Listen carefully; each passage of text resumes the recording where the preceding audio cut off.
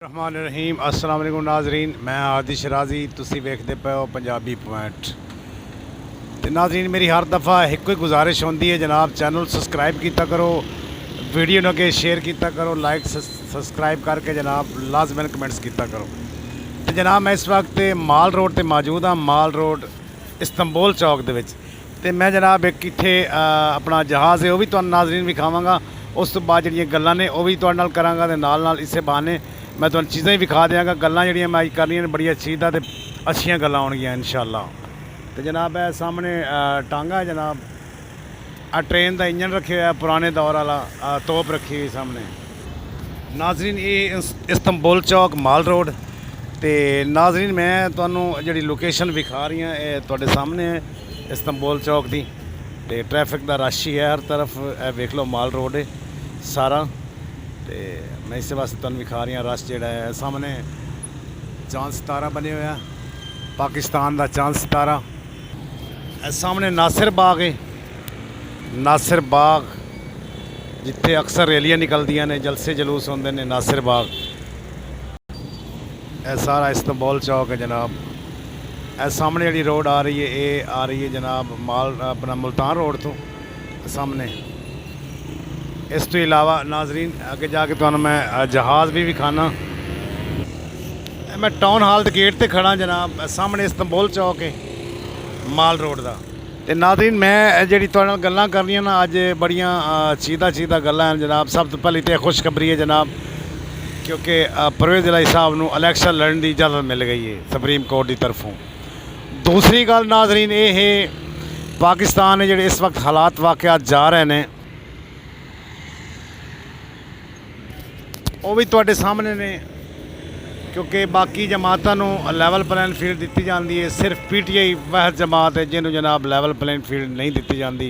जिथे भी कोई जलसा जलूस होता है पुलिस आ जाती है, पकड़ धक्कड़ शुरू हो जाती है जनाब। आवाम यानी कि सज्जे खब्बे लाठी चार्ज किया जाता है, किन्हों गिरफ्तार किया जाता है, औरतों ते बच्चों ते तशद्दद किया जाता है। लेकिन ये अच्छी गल नहीं है। पाकिस्तान जो दौरा ब्यार है ना, ये अच्छा नहीं है, क्योंकि असी इसको अच्छा नहीं समझते।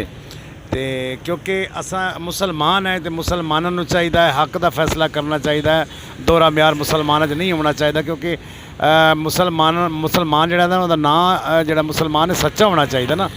पाकिस्तान ला इलाहा इल्लल्लाह की बुनियाद पर बनया सी। कैद आज़म मोहम्मद अली जिन्ना साढ़े जोड़े अजीम लीडर हैं, उन्होंने मकसद ये हो सी भई ला इलाहा इल्लल्लाह, अल्लाह के सिवा कोई इबादत के लायक नहीं है, अल्लाह वाहिद ला शरीक है। तो असी जनाब पता नहीं किस तरफ चले गए हैं, असी अमरीका के गुलाम बन गए हैं। दूसरा नंबर जनाब इसराइल जोड़ा है वो तमाम दुनिया को कंट्रोल कर रहा है इस टाइम। तुहानू भी पता है, मैनू भी पता है, पूरी दुनिया को पता है। इसराइल के विचों जनाब जी हर जगह पर लाबी, हर मुल्क के विच पूरी दुनिया पर उन्हें जनाब हुकूमत बनावनियां गिरावनियां सारा कुछ करना। लेकिन मैनू समझ नहीं आती इस चीज़ की, जोड़े साढ़े फलस्तीन एक गरीब जहा मुल्क है, यमन एक गरीब जहा मुल्क है, तो उन्होंने जनाब नत्थ पा दी इस टाइम अमरीका भी, बरतानिया भी, तो नाल जनाब इसराइल भी। तो यार असा क्यों इस चीज़ां जिहड़ियां ना साढ़े मुसलमानां च ने, साढ़े च अल्लाह पाक की ताकत जिहड़ी है ना वो सब तो ज़्यादा वड्डी ताकत मेरे मालिक दी है। उस तो बाद कोई सुपर पावर नहीं है। सुपर पावर सिर्फ अल्लाह की ज़ात है। अल्लाह पाक दे अगे कोई सुपर पावर नहीं है। अल्लाह पाक जो चाहे कर सकता है। अल्लाह पाक चाहे तो एक सेकेंड के सारी दुनिया का निज़ाम ख़त्म कर दे। अल्लाह चाहे तो गदाकार बादशाह बना दे, अल्लाह चाहे तो गदाकार बादशाह बना के बादशाह गदाकार बना दे। ये मालिक करीम के सारे रंग हैं। तो असी जनाब जरा ना सिर्फ गुलामी कर रहे हैं, गुलामी। इस गुलामी चो सानू निकलना चाहिए है। इस गुलामी चो निकल के अपनी आवाम के बारे सोचना चाहिए है। साढ़े हुक्मरानों हालात वाक़या जोड़े जा रहे हैं बहुत ही क्रिटिकल जा रहे हैं। आवाम बेचारी परेशान है, महंगाई है, हर तरफ महंगाई है। महंगाई इतनी आवाम सर्वाइव भी नहीं कर सकती, और हर तरफ बिल ही बिल आ रहे हैं। गैस के बिल जनाब इतने ज़्यादा आ रहे हैं, लोग अफोर्ड नहीं कर सकते, भर भी नहीं सकते। बिजली के बिल पहले गर्मी जितने आमदे हैं, हुण बिजली के बिल भी तकरीबन घटे तो हैं, लेकिन इतने नहीं कम होए जितने होने चाहिए हैं। तो जोड़े गैस हैं उन्होंने कसर कट दी है। गैस ने रांदी खांदी कसर जनाब, गैस इतनी महंगी हो गई है। लोग जनाब 2 वक्त की रोटी पकाने तो जोड़ा ना आवाज़ार हो गए हैं। वो कितों जनाब वाला बच्चों को पालन तो की करें। बाकी जनाब दूसरी खुशखबरी मैं देनी है, अज हम आबाद फारूक का भाई जोड़ा सी शहजाद फारूक, उन्होंने जनाब दफ्तर खोलिया जनाब यूरो स्टोर के नाल। यूरो स्टोर है जनाब वाला गढ़ी शाह के नाल करके, जोड़ा थाना गढ़ी शाह के नाल यूरो स्टोर है। ਪੰਪ PSO ਦਾ ਪੰਪ ਉਹਦੇ ਨਾਲ ਜਨਾਬ ਦਫ਼ਤਰ ਖੁੱਲ੍ਹਿਆ। ਅੱਲਾ ਜਾਣੇ ਹੁਣੇ ਬਾਅਦ ਹੀ ਪਤਾ ਲੱਗੇਗਾ ਉੱਥੇ ਕੋਈ ਪਕੜ ਦਕੜ ਸ਼ੁਰੂ ਹੋਈ ਹੈ ਜਾਂ ਉਹਨਾਂ ਨੂੰ ਇਜਾਜ਼ਤ ਮਿਲੀ ਗਈ ਹੈ, ਯਾਨੀ ਕਿ ਹਰ ਨੂੰ ਇਜਾਜ਼ਤ ਸੁਪਰੀਮ ਕੋਰਟ ਤੇ ਦਿੰਦਾ। ਲੇਕਿਨ ਅੱਗੇ ਜਨਾਬ ਕੋਈ ਚੱਕਰ नहीं है, पुलिस आंदी है बदमाशी करती चुक के वो लै जाती सारिਆਂ ਨੂੰ। ਉਹ ਸਾਰੇ ਲੋਕ ਵੇਖਦੇ ਰਹਿ ਜਾਂਦੇ ਹੋ ਤੁਸੀਂ। जनाब इस्तांबुल ਦੇ मैं मनाजिर ਤੁਹਾਨੂੰ ਵਿਖਾ ਰਹੀ ਹਾਂ ਇਸ ਟਾਈਮ, ਨਾਲ ਮੈਂ ਗੱਲਾਂ ਵੀ ਕਰ ਰਹੀ ਹਾਂ ਤੇ ਨਾਲ ਮੈਂ ਤੁਹਾਨੂੰ ਇੱਕ ਜਹਾਜ਼ ਖੜਾ ਹੈ ਤਾਂ ਅੰਧੇਰਾ ਲੇਕਿਨ ਵਿਖਾਉਂਦਾ ਮੈਂ ਤੁਹਾਨੂੰ। ਹਾਂ ਇਹ ਸਾਹਮਣੇ ਜਹਾਜ਼ ਇਹ ਤਿਆਰ ਹੈ ਜਨਾਬ, ਕਿਸੇ ਦੌਰ 'ਚ ਪ੍ਰਵਾਸ ਕਰਕੇ ਲੜਦਾ ਰਿਹਾ ਤੇ ਹੁਣ ਇੱਥੇ ਖੜਾ ਹੋ ਗਿਆ। ਇਹ ਜਿਹੜਾ ਸਾਹਮਣੇ ਰਸਤਾ ਆ ਰਿਹਾ ਹੈ ਪੰਜਾਬ ਯੂਨੀਵਰਸਿਟੀ ਵਾਲੀ ਸਾਈਡ ਤੋਂ ਆ ਰਿਹਾ ਹੈ ਤੇ ਇਹ ਸਾਹਮਣੇ ਜਿਹੜਾ ਨਾ ਬਾਗ ਜਨਾਹ ਹੈ, ਬਾਗ ਜਨਾਹ ਸੌਰੀ ਨਾਸਿਰ ਬਾਗ ਹੈ, ਸੌਰੀ ਨਾਸਿਰ ਬਾਗ। ਇਹ ਨਾਸਿਰ ਬਾਗ ਹੈ ਜਿਹੜੀ ਪੰਜਾਬ ਯੂਨੀਵਰਸਿਟੀ ਹੈ, ਇਹ ਇੱਥੇ ਅਸਲ ਜਿਹੜੀ ਹੈ ਤੇ ਕੈਂਪਸ ਜਿਹੜਾ ਬਣਿਆ ਉਹ ਤੁਹਾਨੂੰ ਪਤਾ ਨਹਿਰ ਤੇ ਪੰਜਾਬ ਯੂਨੀਵਰਸਿਟੀ ਦਾ ਜਿਹੜਾ ਕੈਂਪਸ ਹੈ ਉਹ ਕੈਂਪਸ ਜਿਹਨੂੰ ਪੁਲ ਸੱਦਿਆ ਜਾਂਦਾ ਹੈ ਉੱਥੇ। ਤੇ ਦੂਸਰਾ ਜਨਾਬ ਨਾਜ਼ਰੀਨ ਇਹ ਇਸਤੰਬੁਲ ਚੌਕ ਹੈ, ਬੜੇ ਪਿਆਰੇ ਮਨਾਜ਼ਰ ਨੇ ਰਾਤ ਦੇ ਇਸ ਟਾਈਮ ਤੇ ਅੱਗੇ ਵੀ ਤੁਹਾਨੂੰ ਹੋਰ ਵੀ ਚੀਜ਼ਾਂ ਵਿਖਾਵਾਂਗਾ। ਲੇਕਿਨ ਜਨਾਬ ਮੇਰਾ ਗੱਲ ਕਰਨ ਦਾ ਮਕਸਦ ਹੈ ਨਾਜ਼ਰੀਨ, ਵੋਟ ਜਿਹੜਾ ਨਾ ਇਹ ਸਾਡਾ ਇਸ ਟਾਈਮ ਬੜੀ ਵੱਡੀ ਤਾਕਤ ਹੈ।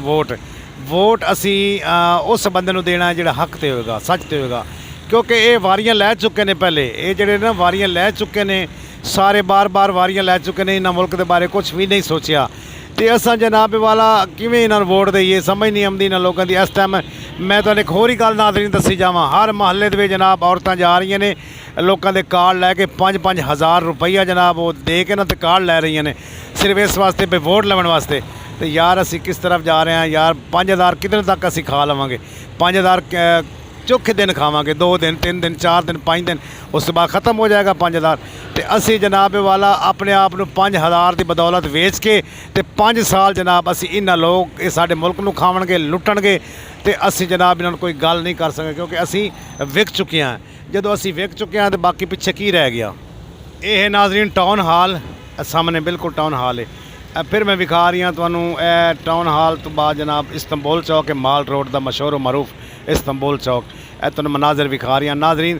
ਮੇਰਾ ਗੱਲ ਕਰਨ ਦਾ ਜਿਹੜਾ ਮਕਸਦ ਹੈ ਨਾ, ਇਸ ਦਫਾ ਵੋਟ ਜਨਾਬ ਉਸ ਬੰਦੇ ਨੂੰ ਦੇਣਾ ਜਿਹੜਾ ਹੱਕ ਸੱਚ ਤੇ ਹੋਵੇ, ਜਿਹੜਾ ਤੁਹਾਡੀ ਨਜ਼ਰ ਦੇ ਮੁਤਾबिक ਸੱਚਾ ਹੋਵੇ, ਜਿਹੜਾ ਪਾਕਿਸਤਾਨ ਵਾਸਤੇ ਅੱਛਾ ਕਰੇ, ਜਿਹੜਾ ਪਾਕਿਸਤਾਨ ਨੂੰ ਤਰੱਕੀ ਦੀ ਰਾਹ ਤੇ ਗਾਮਜ਼ਨ ਕਰੇ, ਉਸ ਬੰਦੇ ਦਾ ਵੋਟ ਦਾ ਹੱਕ ਬਣਦਾ, ਦੂਸਰੇ ਬੰਦੇ ਦਾ ਵੋਟ ਦਾ ਹੱਕ ਨਹੀਂ ਬਣਦਾ।